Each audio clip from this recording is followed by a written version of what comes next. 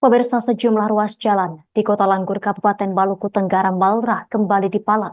Hal tersebut merupakan imbas dari protes massa pasangan calon Bupati Maluku Tenggara nomor urut 1, Martinus Sergius Ulukianan dan Ahmad Yani Rahawarin atau Maryadal terhadap dugaan kecurangan Pilkada Malra dan PSU yang hanya dilaksanakan di satu TPS.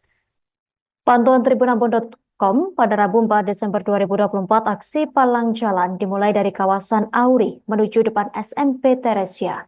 Informasi selengkapnya, kita telah terhubung bersama jurnalis Tribun Ambon, rekan Mega Rivera Renyaan, yang akan melaporkannya untuk Anda. Rekan Mega Rivera, silakan laporan selengkapnya.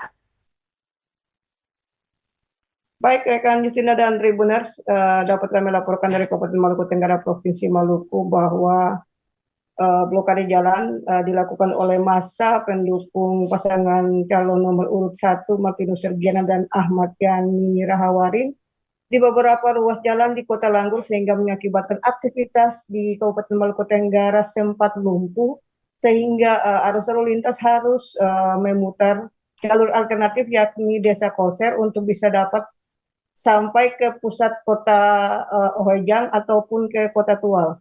Ya, Tribuners, aktivitas pemalangan jalan ini juga sempat membuat macetnya aktivitas siswa, sehingga persekolahan di Kota Langgur sempat diliburkan kemarin. Namun pada hari ini terpantau bahwa sebagian besar ruas jalan telah dibuka, sehingga arus lalu lintas di Kota Langgur, Kabupaten Maluku Tenggara kembali normal, Tribuners. Dan juga aktivitas persekolahan di Kota Langgur telah berjalan seperti biasa, dan sementara itu pleno rekapitulasi suara juga di kantor KPU Maluku Tenggara tengah berlangsung, dan dijadwalkan juga bakalan ada aksi berjilid-jilid dari pasangan calon nomor urut 1 yakni Martinus Sergius Ulukianan dan Ahmad Yani Rahawarin. Demikian rekan Justina.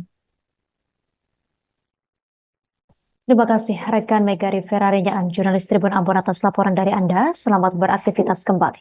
Download Tribun X sekarang, menghadirkan lokal menjadi Indonesia.